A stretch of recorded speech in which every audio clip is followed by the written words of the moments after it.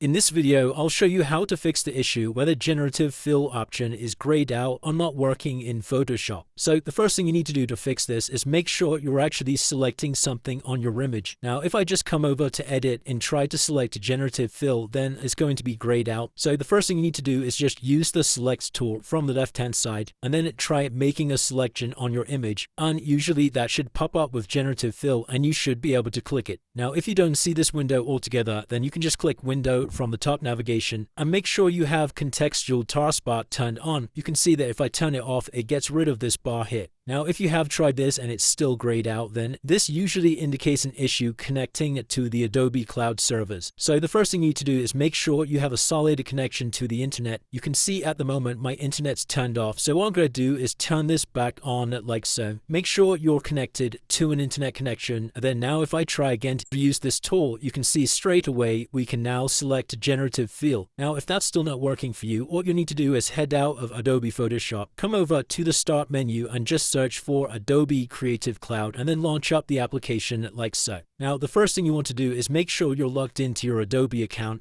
This is one of the main reasons why this button's grayed out on Photoshop. And then once you are logged into your account, click on Updates from the right-hand side and make sure you're running the latest version of Photoshop. So you can see down here are all of the pending updates. So you just need to go through these and click on this update button. And once you're fully up to date, you can then relaunch the Photoshop application and check to see if that's now fixed the issue. If it's still not working, it could also be an issue with your firewall. So what I'd recommend doing is coming back over to the start menu, searching for Windows Defender, and then clicking on Windows Defender Firewall. From the left-hand side, select Turn Windows Defender Firewall on or off. And then you're just going to select Turn off Windows Defender Firewall. And you're also going to turn it off in the public network settings and press OK. And then once again, check to see if that's now fixed your issue. And it's as simple as that, guys. If you did find this video helpful, then let me know in the comments below and I'll see you in the next one.